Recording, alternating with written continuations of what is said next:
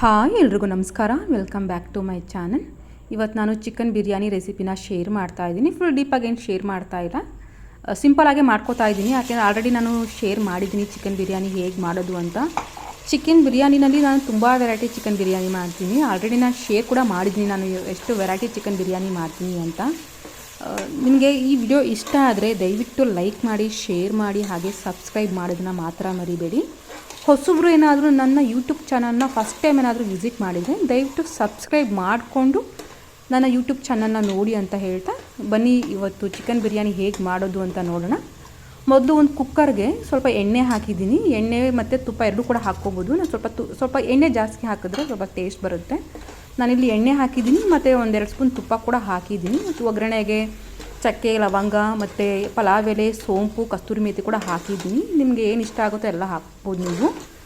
ಮತ್ತು ಇಲ್ಲಿ ನಾನು ಹಸಿಮೆಣ್ಸಿಕಾಯಿ ಕೂಡ ಹಾಕಿದ್ದೀನಿ ಒಗ್ಗರಣೆಗೆ. ಅದಾದಮೇಲೆ ಇಲ್ಲಿ ರುಬ್ಕೊಳ್ಳೋಕೆ ನಾನು ಚಕ್ಕೆ, ಲವಂಗ, ಶುಂಠಿ, ಬೆಳ್ಳುಳ್ಳಿ ಇದಿಷ್ಟೇ ಹಾಕಿ ರುಬ್ಕೊಂಡಿದ್ದೀನಿ. ನಾನು ಬೇರೆ ಏನೂ ಹಾಕಿಲ್ಲ, ಮಸಾಲೆ ಹಾಕಿ ಒಗ್ಗರಣೆಗೆ ಹಾಕಿರೋದು ನಾನು.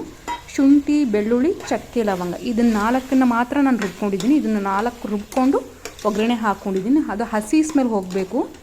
ಎಣ್ಣೆಯಲ್ಲಿ ಹಸಿ ಸ್ಮೆಲ್ ಹೋಗೋವರೆಗೂ ಚೆನ್ನಾಗಿ ಹುರ್ಕೋಬೇಕು. ತಳ ಅಂಟ್ಕೋಬಾರ್ದು.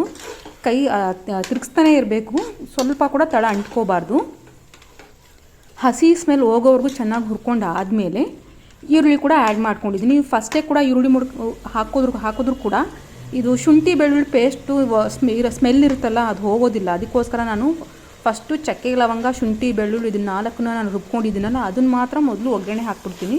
ಹಸಿ ಸ್ಮೆಲ್ ಹೋಗೋವರೆಗೂ ಹುರ್ಕೋತೀನಿ. ಅದಾದಮೇಲೆ ನಾನು ಈರುಳ್ಳಿ ಹಾಕ್ಕೋತೀನಿ. ನೀವು ಬೇಕು ಅಂದರೆ ಈರುಳ್ಳಿನ ಸಪ್ರೇಟಾಗಿ ಫ್ರೈ ಮಾಡಿಕೊಂಡು ಲಾಸ್ಟಿಗೆ ಬೇಕಾದರೂ ಹಾಕ್ಬೋದು. ನಾನಿಲ್ಲಿ ಈರುಳ್ಳಿ ಹಾಕಿದ್ದೀನಿ ಒಗ್ಗರಣೆಗೆ. ಅದಾದಮೇಲೆ ಟೊಮೊಟೊ ಕೂಡ ಹಾಕಿದ್ದೀನಿ. ಸ್ವಲ್ಪ ಈರುಳ್ಳಿ ಸ್ವಲ್ಪ ಹಸಿ ಸ್ಮೆಲ್ ಹೋಗೋವರೆಗೂ ಹುರ್ಕೊಂಡು ಅದಾದಮೇಲೆ ನಾನು ಟೊಮೊಟೊ ಕೂಡ ಹಾಕಿದ್ದೀನಿ. ಟೊಮೊಟೊ ಒಂದು 3-4 ತೊಗೊಂಡಿದ್ದೀನಿ ನಾನು ಟೊಮೊಟೊ. ನಿಮಗೆ ಬೇಕು, ನಿಮಗೆ ಎಷ್ಟು ರುಚಿಗೆ ಎಷ್ಟು ಬೇಕೋ ಅಷ್ಟು ಹಾಕ್ಕೋಬೋದು. ಇಲ್ಲಿ ನಾನು 3 ಈರುಳ್ಳಿ ತೊಗೊಂಡಿದ್ದೀನಿ, ಒಂದು 4 ಟೊಮೊಟೊ ಕೂಡ ಹಾಕಿದ್ದೀನಿ. ಇಷ್ಟೆಲ್ಲ ಒಗ್ಗರಣೆ ಎಲ್ಲ ಹಾಕಿದಾದಮೇಲೆ ಚೆನ್ನಾಗಿ ಹುರ್ಕೊಂಡಾದಮೇಲೆ ಈರುಳ್ಳಿ ಮತ್ತು ಟೊಮೊಟೊ ಎಲ್ಲ ಸ್ಮ್ಯಾಶ್ ಆದಮೇಲೆ ಹೆಚ್ಕೊಂಡಿರೋ ಕೊತ್ತಂಬರಿ ಸೊಪ್ಪು ಮತ್ತು ಪುದೀನ ಸೊಪ್ಪು ಇದಿಷ್ಟು ಹಾಕಿದ್ದೀನಿ. ನಿಮಗೆ ಜಾಸ್ತಿ ಬೇಕು ಅಂದರೆ ಫ್ಲೇವರ್ಗೆ ಇನ್ನೂ ಟೇಸ್ಟ್ ಚೆನ್ನಾಗಿ ಬರಬೇಕು ಅಂದರೆ ನೀವು ಜಾಸ್ತಿ ಕೂಡ ಹಾಕ್ಕೋಬೋದು. ನಾನು ಸ್ವಲ್ಪನೇ ಹಾಕಿದ್ದೀನಿ ಅಷ್ಟೇ, ಕೊತ್ತಂಬರಿ ಸೊಪ್ಪು ಮತ್ತು ಪುದೀನ ಸೊಪ್ಪು. ನೀವು ಬೇಕು ಅಂದರೆ ರುಬ್ಕೊಂಡು ಬೇಕಾದರೂ ಹಾಕ್ಕೋಬೋದು. ರುಬ್ಕೊಂಡು ಹಾಕಿದ್ರೆ ಅದು ಬೇರೆ ಟೇಸ್ಟ್ ಕೊಡುತ್ತೆ. ನಾನು ರುಬ್ಕೊಂಡು ಹಾಕಿಲ್ಲ, ನಾನು ಹಾಗೆ ಹೆಚ್ಕೊಂಡು ಹಾಕಿದ್ದೀನಿ. ನೀವು ಬೇಕು ಅಂದರೆ ರುಬ್ಕೊಂಡು ಕೂಡ ಹಾಕ್ಬೋದು. ಮತ್ತು ಖಾರದ ಪುಡಿನೂ ಅಷ್ಟೇ, ನೀವು ನೋಡ್ಕೊಂಡು ಹಾಕ್ಕೊಳ್ಳಿ, ನಿಮಗೆ ಖಾರ ಎಷ್ಟು ಬೇಕು ಅಷ್ಟು.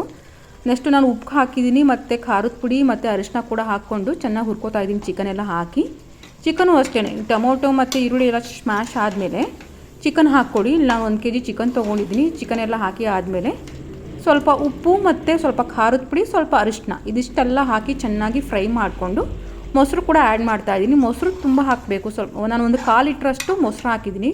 ಮೊಸರು ಜಾಸ್ತಿ ಹಾಕಿದಷ್ಟು ಟೇಸ್ಟ್ ಚೆನ್ನಾಗಿ ಬರುತ್ತೆ ಅಂತ ನಾನು ಮೊಸರು ಜಾಸ್ತಿ ಯೂಸ್ ಮಾಡ್ತೀನಿ. ಬೇಕು ಅಂದರೆ ನೀವು ನಿಂಬೆಹಣ್ಣು ಕೂಡ ಯೂಸ್ ಮಾಡ್ಬೋದು. ಕೆಲವರು ನಿಂಬೆಹಣ್ಣು ಹಾಕ್ತಾರೆ ಕೊನೆಗೆ, ಎಲ್ಲ ಒಗ್ಗರಣೆ ಎಲ್ಲ ಹಾಕಿದಾದ್ಮೇಲೆ ಲಾಸ್ಟಿಗೆ ನಿಂಬೆಹಣ್ಣು ಕೂಡ ಹಾಕ್ತಾರೆ. ನಾನು ನಿಂಬೆಹಣ್ಣು ಜಾಸ್ತಿ ಹಾಕೋದಿಲ್ಲ, ಯಾಕೆಂದರೆ ನಾನು ಹುಳಿ ಟೊಮೊಟೊ ಒಂದು 4 ಟೊಮೊಟೊ ಹಾಕಿರ್ತೀನಿ, ಜೊತೆಗೆ ಒಂದು 1/4 ಲೀಟ್ರ್ ಮೊಸರು ಹಾಕಿರ್ತೀನಿ. ಅದಕ್ಕೋಸ್ಕರ ನಾನು ನಿಂಬೆಹಣ್ಣು ಹಾಕೋದಿಲ್ಲ. ನೀವು ಟೊಮೊಟೊ ಕಮ್ಮಿ ಹಾಕ್ಕೊಡಿ ಮತ್ತು ಮೊಸರು ಕೂಡ ಕಮ್ಮಿ ಹಾಕ್ಕೊಂಡ್ರೆ ನಿಂಬೆಹಣ್ಣು ಬೇಕಾದರೂ ಹಾಕ್ಕೋಬೋದು. ಇಲ್ಲಿ ನಾನು ಚಿಕನ್ದು ಬಿರಿಯಾನಿ ಮಸಾಲ ಪೌಡರ್ ಬರುತ್ತಲ್ಲ, ಅದು 1 ಪ್ಯಾಕೆಟ್ ಹಾಕ್ತಾಯಿದ್ದೀನಿ. ನೀವು ಬೇಕು ಅಂದರೆ ಧನಿಯಾ ಪೌಡ್ರು ಕೂಡ ಹಾಕ್ಕೋಬೋದು. ನಾನು ಧನಿಯಾ ಪೌಡ್ರು ಯಾವುದೂ ಹಾಕೋದಿಲ್ಲ, ಹೆವಿ ಟೇಸ್ಟ್ ಬಂದುಬಿಡುತ್ತೆ, ಒಂಥರ ಟೇಸ್ಟ್ ಚೆನ್ನಾಗಿ ಬರೋದಲ್ಲ. ಅದಕ್ಕೋಸ್ಕರ ನಾನು ಚಿಕನ್ ಬಿರಿಯಾನಿ ಪೌಡ್ರು ಒಂದೇ ನಾನು ಯೂಸ್ ಮಾಡೋದು. ನೀವು ಬೇಕಾದ್ರೆ ಒಂದೊಂದು ಹಳೆ ವೀಡಿಯೋಗಳೆಲ್ಲ ನೋಡ್ಬೋದು. ನಾನು ಏನೇ ಬಿರಿಯಾನಿ ಮಾಡಿದ್ರೂ ಧನಿಯಾ ಪೌಡ್ರು ಯೂಸ್ ಮಾಡಲ್ಲ, ಗರಂ ಮಸಾಲನೂ ಕೂಡ ಯೂಸ್ ಮಾಡಲ್ಲ.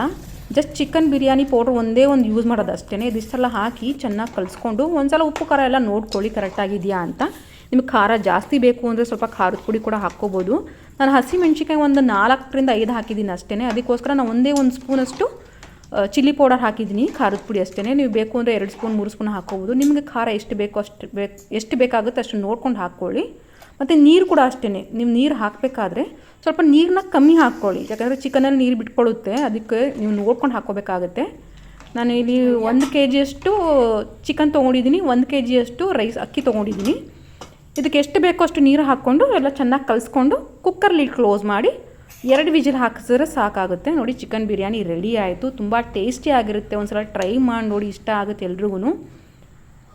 ನೀವು ಬೇಕು ಅಂದರೆ ಧನಿಯಾ ಪೌಡ್ರು, ಗರಂ ಮಸಾಲ ಏನು ಬೇಕಾದರೂ ಹಾಕ್ಕೋಬೋದು. ನನಗೆ ಇಷ್ಟ ಆಗಲ್ಲ ಧನಿಯಾ ಪೌಡ್ರು ಮತ್ತು ಗರಂ ಮಸಾಲ, ಅದೆಲ್ಲ ಇಷ್ಟ ಆಗಲ್ಲ.